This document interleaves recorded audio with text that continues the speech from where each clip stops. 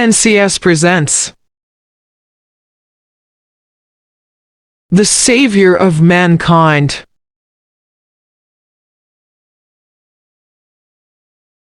Arabia is a land of unparalleled charm and beauty, with its trackless deserts of sand dunes and the dazzling rays of tropical sun.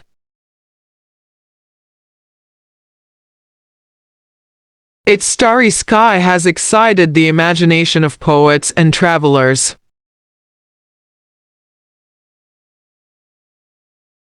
It was in this land that the Rasul Sabor was born, in the city of Makkah Mukarramah, which is about 50 miles from the Red Sea.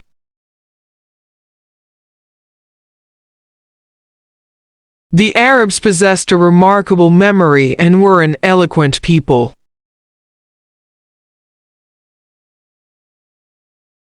Their eloquence and memory found expression in their poetry. Every year, a fair was held for poetical competitions at a cause.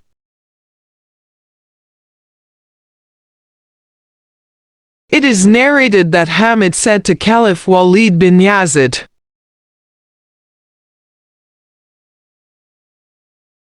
"I can recite to you for each letter of the alphabet 100 long poems, without taking into account short pieces, and all of that was composed exclusively by poets before the promulgation of Islam."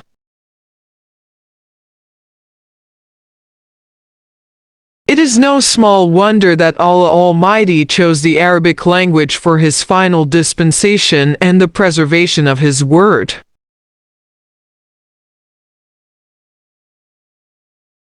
In the 5th and 6th centuries, mankind stood on the verge of chaos.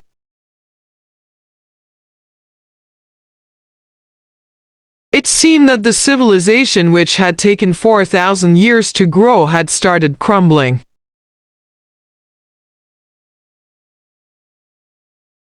At this point in time, Allah Almighty raised a Rasul among themselves to lift the humanity from the ignorance into the light of faith.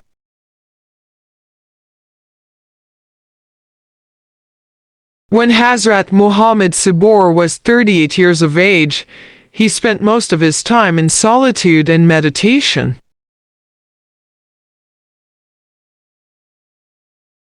In the cave of Hira, he used to retire with food and water and spend days and weeks in the remembrance of Allah Almighty.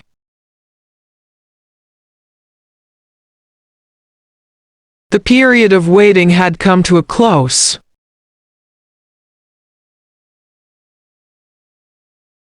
His heart was overflowing with profound compassion for humanity.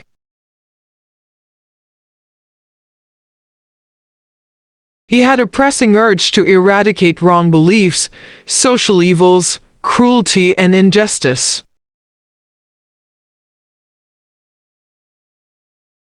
The moment had arrived when he was to be bestowed with Nabuwat.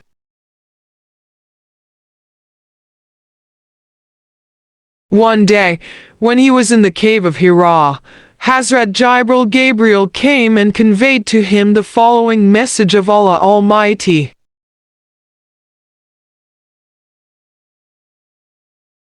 "Read in thy name of the Lord who created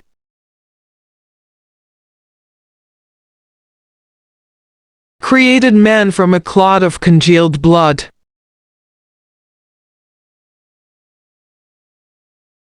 Read, and thy Lord is most bountiful.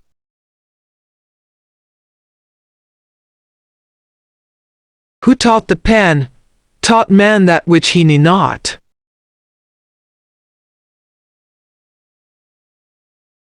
The revelation of the divine message which continued for the next 23 years had begun, and the Rasul Sabor had arisen to proclaim the oneness of Allah and the unity of mankind.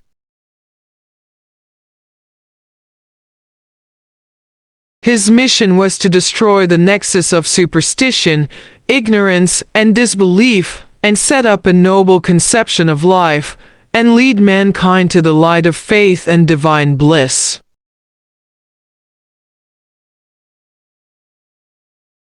Since this belief was threatening their dominance in the society, the pagan Arabs started to mount pressure on the Rasul Sabor and his followers.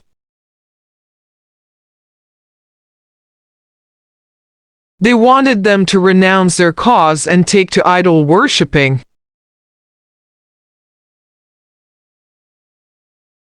On one occasion, they sent a delegation to the Rasul's kind and caring uncle, Abu Talib. They told him to restrain the Rasul from preaching Allah Almighty's message or face their enmity.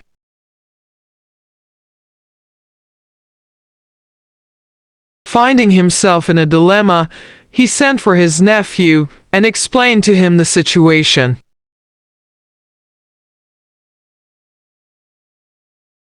The Rasul's aide responded with these memorable words: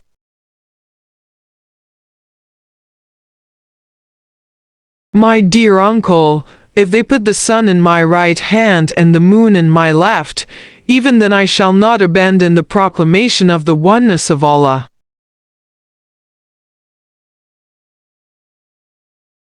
I shall set up the true faith upon the earth or perish in the attempt."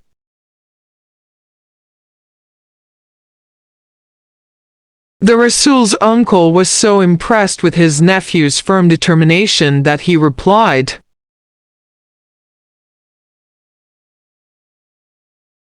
"Son of my brother, go thy way, none will dare touch thee.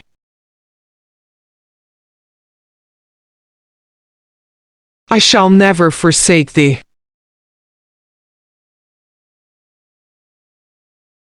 And the Rasul Sabor did go the way Allah Almighty had chosen for him.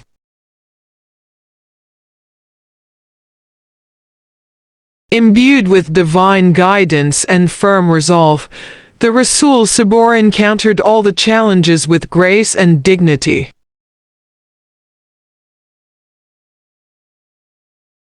In no time, he elevated man to the highest possible level in both spiritual and worldly domains. He was also a driving force behind the Arab conquests, which have created an everlasting impression on human history.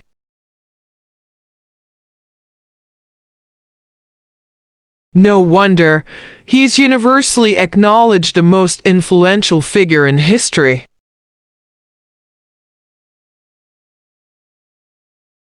In the words of Michael Hart, a great historian,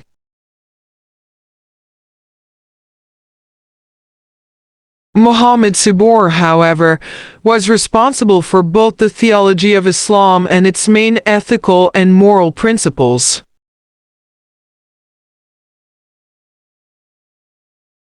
In addition, he played a key role in proselytizing the new faith and in establishing the religious practices.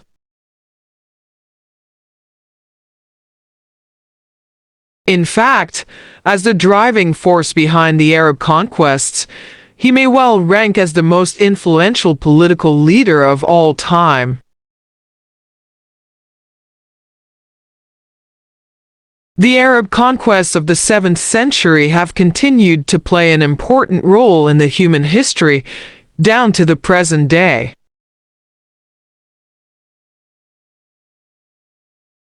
Such a thorough transformation of man and society owes to the Rasul Sabor deep faith in Allah Almighty, to his love for humanity, and to the nobility of his character. Indeed, his part is a perfect model to follow. In reply to a question about the life of Rasul Sabor, Hazrat Aisha said,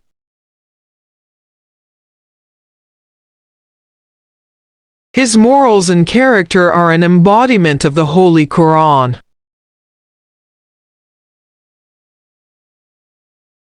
The final word about the Savior of mankind in the Holy Quran is,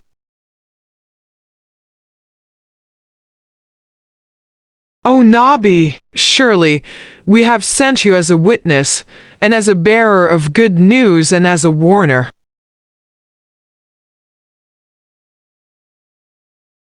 and as the one inviting to Allah by His permission, and as a light-giving torch.